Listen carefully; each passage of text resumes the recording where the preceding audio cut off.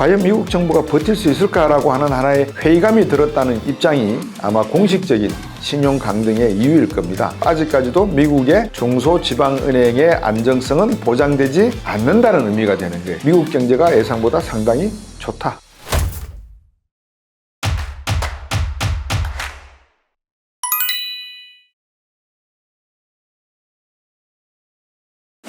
이제 최근에 많은 분들이 경제 단판에 대한 관심이 좀 가지시는 것 같아서 감사하다는 말씀을 드리고, 몇 분들이 요즘 저에게 이제 카톡으로 단체 단톡방이라 그러죠. 들어있는 곳에서 몇 개 이렇게 글자를 보내주신 분들이 계세요. 들어보니까 한 2주 전에 어떤 분이 그런 내용을 보내주셨어요. 우리나라의 이 재벌 기업들이 언제부터 이렇게 힘을 가지게 되었느냐. 그 말씀을 하시면서 72년 8.3 사채 동결 조치에 대해서 말씀을 하시더라고요.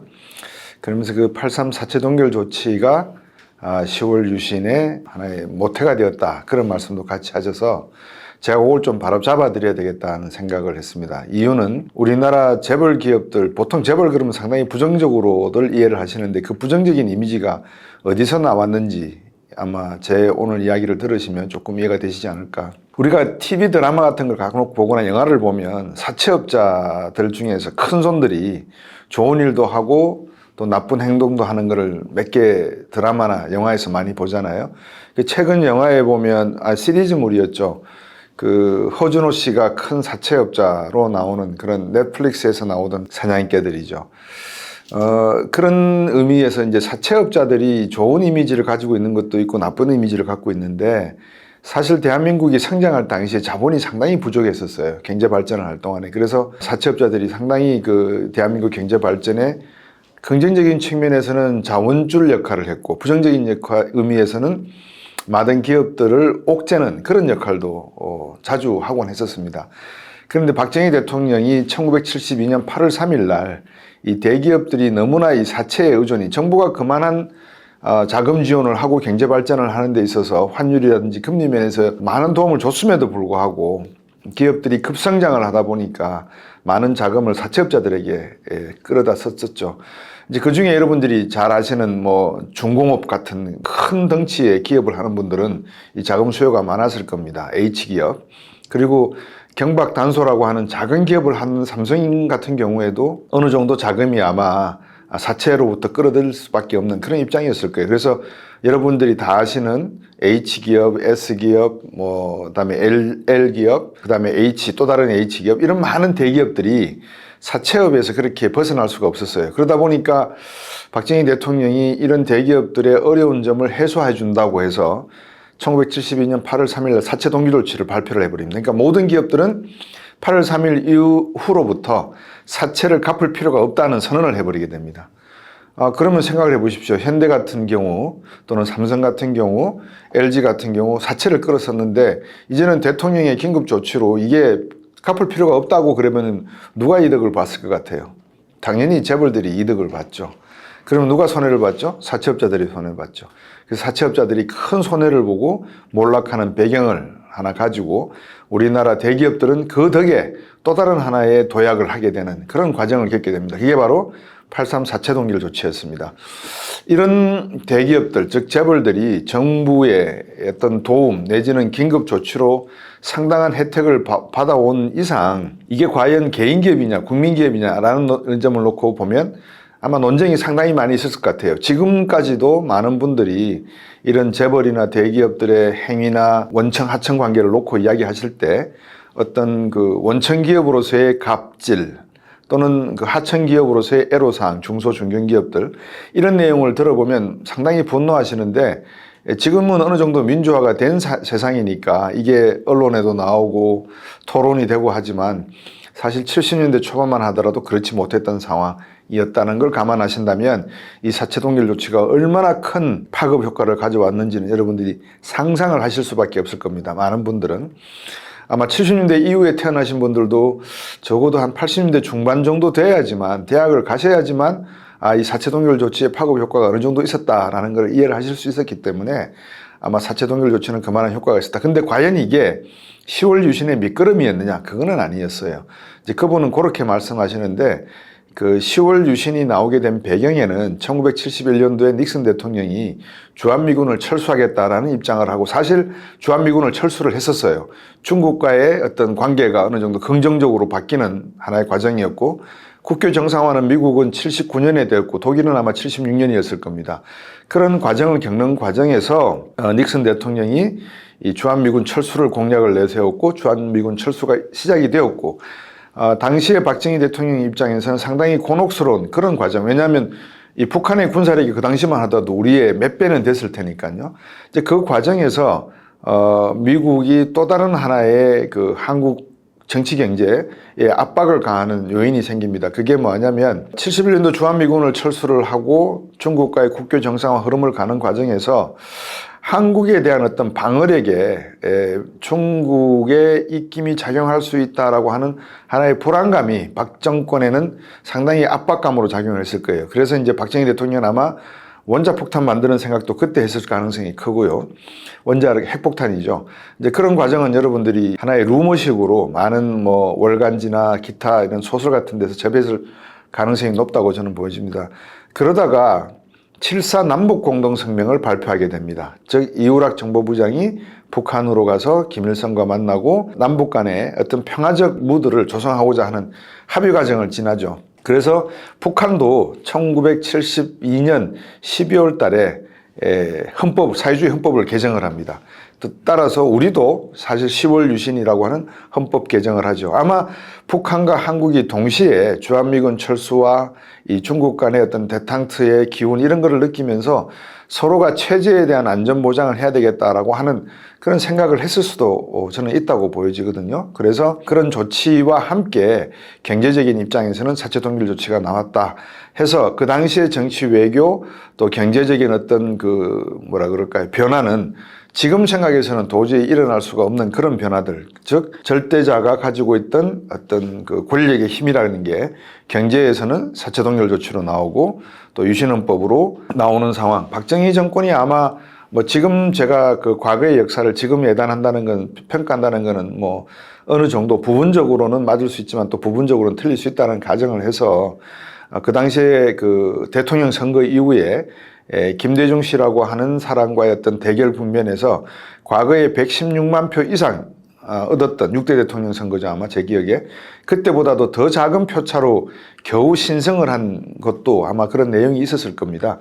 그래서 공화당 내에서도 어떤 권력 다툼, 2인자를 놓고 김종필 씨와 다른 사람들 간의 어떤 그런 알력 관계를 박정희 대통령이 조정하는 가운데서도 국내 정치적 상황, 또 해외 정치적 상황, 국내 경제적 상황이 모두 맞물리다 보니까 경제적으로는 사체 동결 조치를 취해서 재벌들의 어떤 경제적 활동을 강하게 함으로써 당시에 1차 오일 쇼크가 일어나기 직전에 세계 경제 변화에 있어서 유동성 부족 가능성에 대한 대비라 그럴까요? 하여튼 뭐 결과적으로 대비가 된 셈이죠. 이제 그런 측면에서 재벌 기업을 도왔다는 측면이 하나가 있고, 두 번째는 남북한 간에 미국과 중공이 대탕트 분위기를 이어가는 과정에서 서로가 체제에 대한 불안정감을 느낄 수 있었기 때문에 거기에 대한 아마 합의 과정 속에서 10월 유신은 나왔지, 결코 어떤 사체 동결 조치로 인해서 국가의 어떤 큰 뭐 내란이라든지 변동사항이 있었기 때문에 10월 유신 헌법이 나와지는 않았다. 저는 그렇게 보고 있습니다.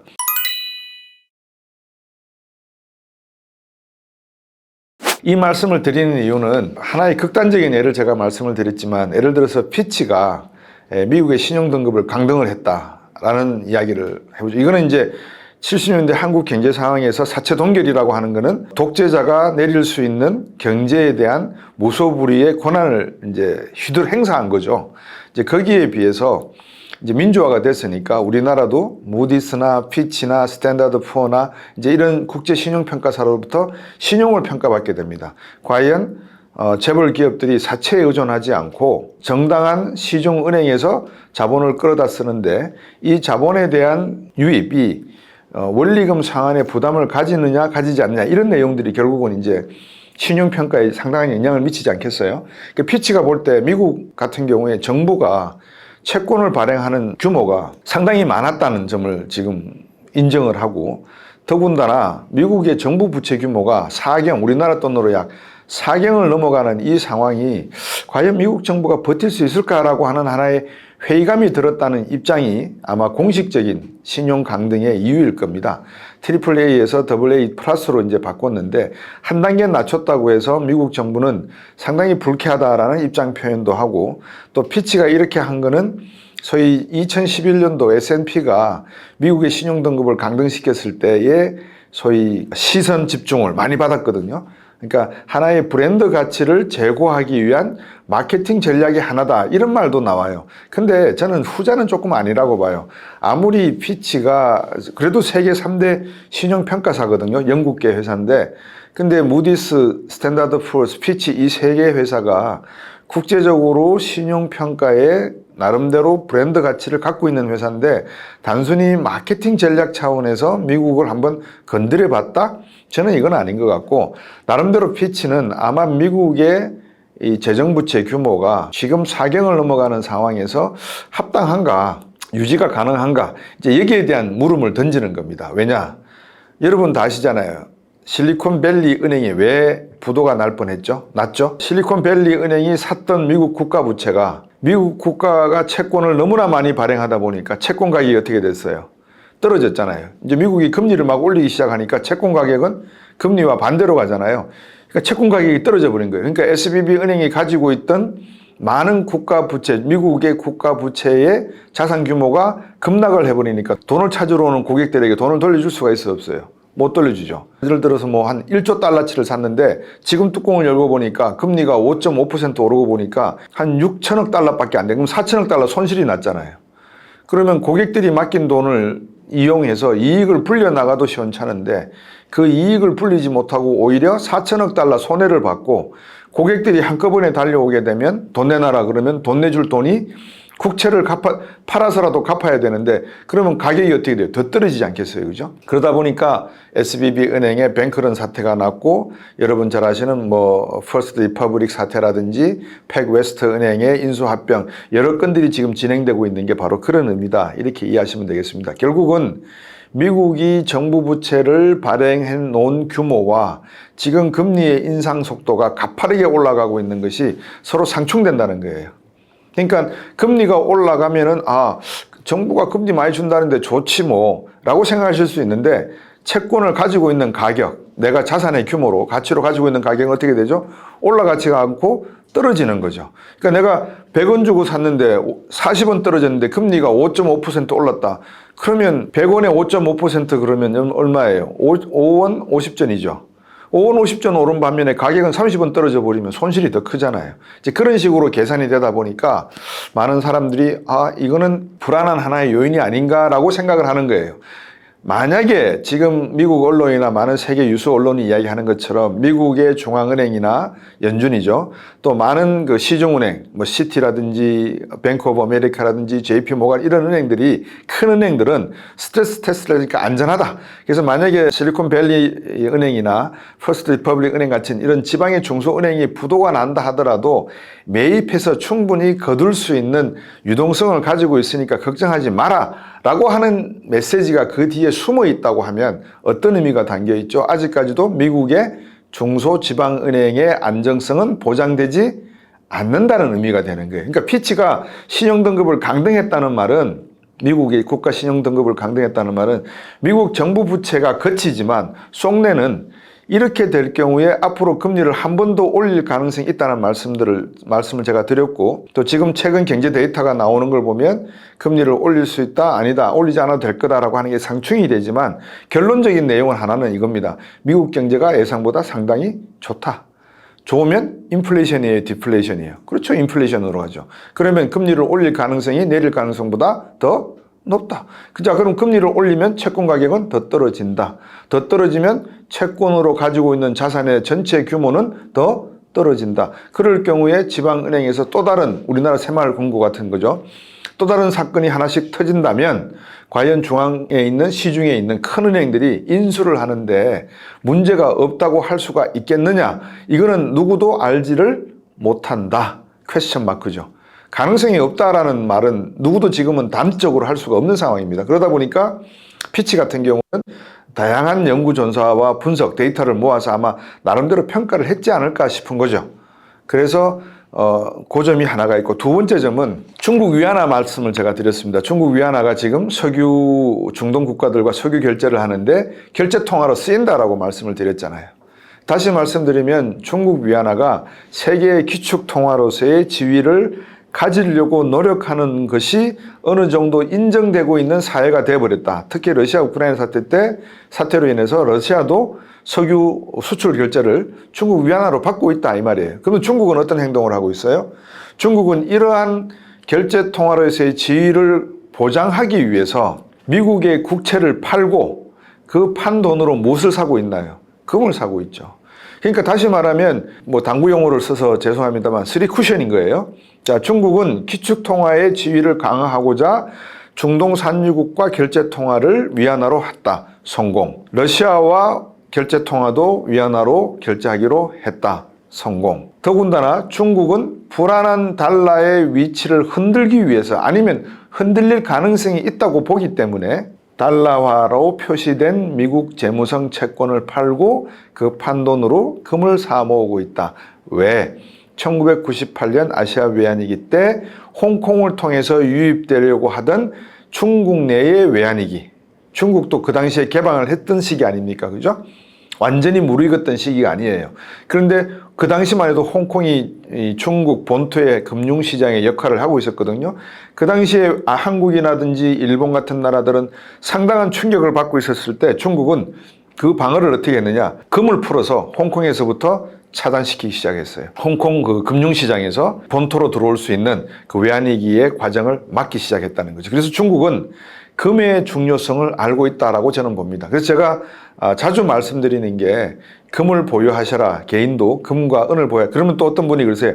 금을 보유하면 세금을 25% 내야 됩니다. 금을 보유하라는 말씀을 현물로 보유하라고 들으시면 뭐 25% 세금을 내야 되지만 또 차익에 대해서 ETF나 다른 방법으로 금을 소유하실 수 있는 방법도 있잖아요. 그러니까 지금의 금융시장을 놓고 보면 결론은 이겁니다. 3쿠션까지 제가 설명을 드렸잖아요. 그러니까 중국이 왜 금을 사 모으느냐, 그리고 왜 피치가 미국의 신용등급을 강등시켰느냐. 채권 너무 발행 많이 했다. 금리는 오를 것이다. 채권 가격 떨어진다. 자산가치, 달러와 표시자산가치 떨어진다. 중국은 따라서 이 채권을 미리 팔아버렸고 그 채권으로 금을 사 모았다. 그리고 결제통화로 위안화로 석유를 사 모으기 위해서 나는 안전하니까 걱정하지 말고 내 통화로 결제해도 된다 라고 하면서 금을 사 모으고 있다. 제가 저번 시간에도 이 금이라고 하는 담보물건이 있으면 국가가 통화를 발행하는 데 있어서 상당히 힘을 갖는다라는 말씀을 드렸고, 비록 금본위제도가 허물어졌지만 국가가 채권을 발행할 때 또는 국가가 빚을 발행할 때 그것을 보증할 수 있는 그 무엇이 있어야 되는데, 과거 20세기는 미국이 2차 세계대전에서도 승리를 했고 그 승리에 대한 보상금으로 금을 받아들였고 그 금을 켄터키에 상당히 많이 보관을 하고 있는 것이고, 경찰국가로서의 역할이 미국을 따라올 수 있는 국가가 없었기 때문에 미국은 기축통화로서의 달러와 지위를 충분히 가져갈 수가 있었다. 그런데 21세기에 들어와서 이 지형이 변하려고 한다. 사이즈믹 시프트라고 해서 대륙의 판이 확 단층이 무너지거나 하는 것은 아직 아니지만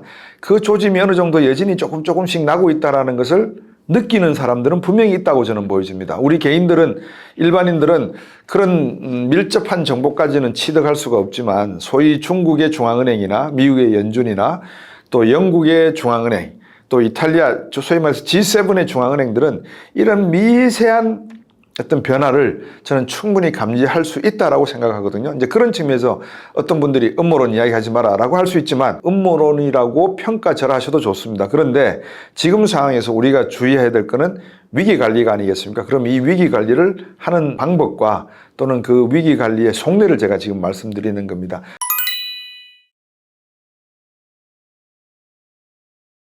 사채 동결 조치와 같은 빚을 안 갚아도 돼! 라고 만약에 미국이 선언한다고 가정을 해보십시오. 어떤 현상이 벌어지죠? 그게 어떤 거예요? 미국의 국가부채가 사경이다. 그 미국 달러 가치가 폭락을 한다. 금리는 계속 올라간다. 인플레이션 발생했다. 여러분 어떻게 미국이 조치할 것 같아요? 사채 동결 조치와 같은 비슷한 조치를 만약에 미국이 취한다고 가정해보세요. 어떤 일이 벌어질까요? 그렇죠. 또 다른 외환위기가 전 세계적으로 파급되는 현상이 나타나고 미국의 위신은 꺾일 수밖에 없죠. 근데 미국의 위신이 최신이 꺾였는데 달러와의 신용도가 꺾여버렸는데 그러면 그게 하루아침에 지금 제가 녹화하는 날이 8월 7일인데 8월 8일부터 모든 결제 통화는 이제 위안화로 바꾼다라고 할 수 있을까요? 못하죠. 그러면 그 과정 속에서 수많은 순혈조합, 즉 쟁점들이 나와서 논의가 되고 하는 과정들이 있을 겁니다. 그런 와중에 과연 미국의 달러화를 끝까지 포기할 수 있을까요? 그것도 저는 불가능하다고 봅니다. 그러니까 지금은 혼란의 시대, 혼돈의 시대, 새로운 자본금융의 태동이 일어나고 있는 시대인 것처럼 비춰져서 제가 앞에서 사채 동결 조치의 말씀을 드리면서 지금 미국의 피치가 미국에 대한 신용 강등의 의미가 사실 단순하게 어떤 뭐 좀 회사가 좀 우리도 영향력이 있다 이거를 내보이기 위해서 이야기한 것이 아니라 무언가 미묘한 변화의 조짐을 피치가 느끼고서 세계 경제에 경고하는 의미라면 아마 지금 제가 오늘 드리는 말씀일 거다라는 의미가 될 겁니다. 그래서 송민빈이가 적었던 화폐 전쟁이 아직도 계속 진행되고 있고 비록 엔화나 위안화나 우리 원화가 지표가 지금 110을 갔다가 100으로 좀 떨어지고 있는 그런 상황이지만 그래도 달러화의 강세 유지가 어느 정도 지속된다면은 모르겠거니와 만약에 달러화 강세가 한순간에 약세로 돌변을 해버린다면 세계 경제는 상당히 충격에 휩싸인다. 마치 사채 동결 조치와 같이 그런 사채 동결 조치와 같은 효과를 겪었던 적이 있었을까요? 역사에 없었을까요? 있었습니다. 여러분 잘 아시는 1975년 브레튼 우즈 체제의 붕괴가 있었고요. 1985년 프라자 합의가 있었고 2008년 서프라임 모기지 사태로 인해서 환율이 우리나라도 1,300원대 이상으로 뛰었던 적이 있었고요. 과연 그러한 내용들이 이제 그걸 뭐라고 그러죠? 소위 말하면 그 좌파 경제학이라 그러나요? 아니면 비주류 경제학에서는 Poor the neighbor, 이웃을 가난하게 만드는 정책. 그러니까 미국은 기축통화국이니까 얼마든지 주변 국가, 자기들과 거래하던 국가들을 위험에 빠지게 할 수 있는 그런 기축통화의 시너지 효과를 누릴 수가 있다. 이제 이거를 강조하는 거거든요. 그러면 미국이 가지고 있는 시너지 효과 또는 기축통화의 파워가 모든 국가가 앞으로 인정할 만큼 계속 유지가 될 것이냐.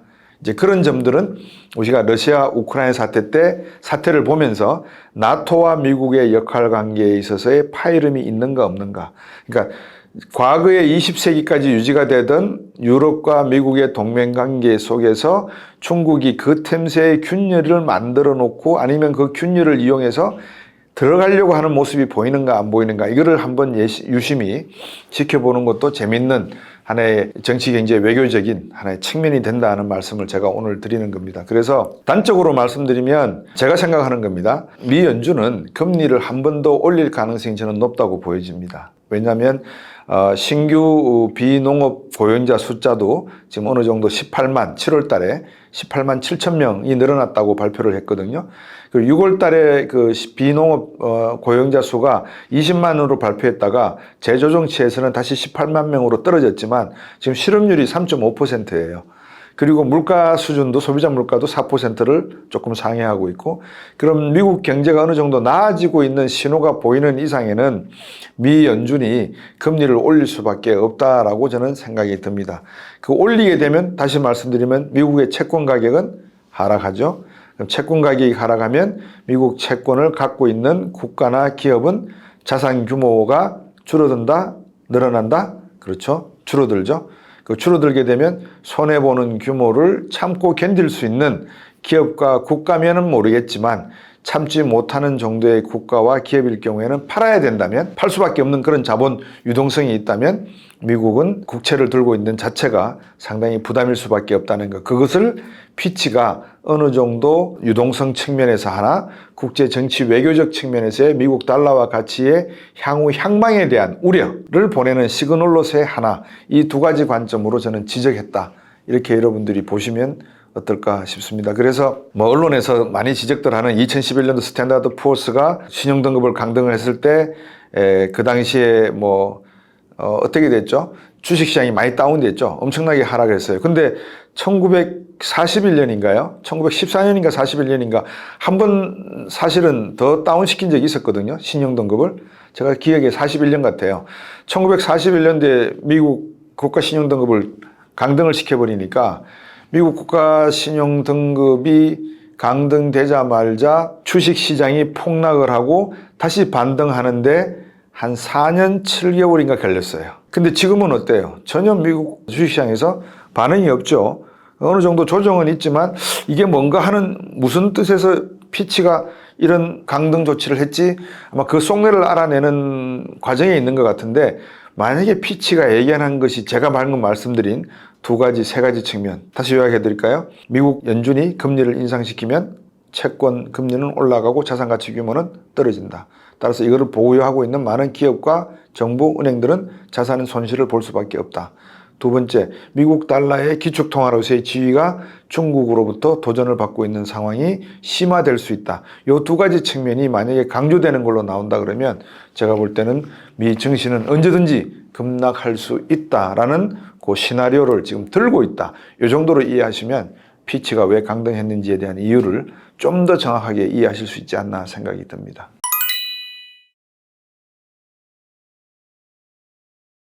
많은 분들이 이제 그런 질문을 또 가질 수가 있어요. 세계 3대 신용평가사가 국가를 신용평가하고 기업을 신용평가할 수 있는 자격이 있느냐. 중국도 다공이라고 하는 신용평가사를 만들었어요.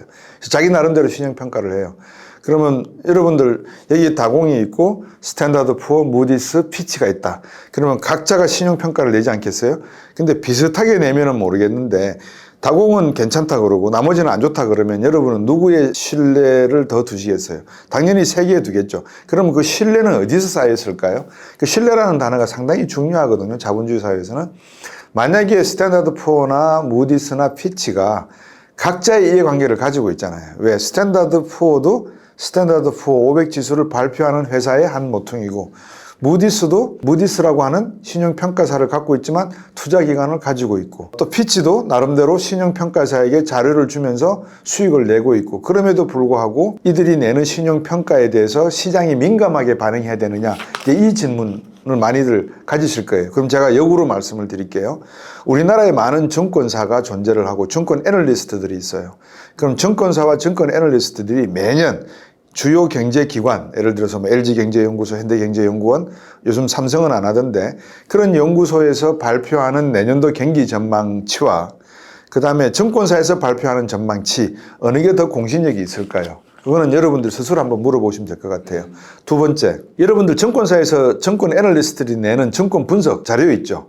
그대로 주가가 변하던가요? 아니면 그거와 반대 방향으로 주가가 변하던가요? 그러면 많은 분들이 그럴 거예요. 아, 이건 말로는 뭐 증권 분석가 애널리스트라고 하는데 이 사람들은 분석을 갖다가 객관적으로 내는 게 아니라 자기들이 내고 싶은 방향 또는 투자자들을 유치하고 싶은 방향으로 내는 거 아닌가라고 한 번은 의심을 해보실 거 아니겠어요, 그죠? 마찬가지죠. 이거를 크게 확대해서 글로벌적으로 해석을 하면 스탠다드 푸어와 무디스와 피치가 지금까지 그러한 신뢰관계를 가져왔다라고 치면 어떤 의미를 가질까요? 저는 그 회사는 존립할 수가 없다라고 봐요.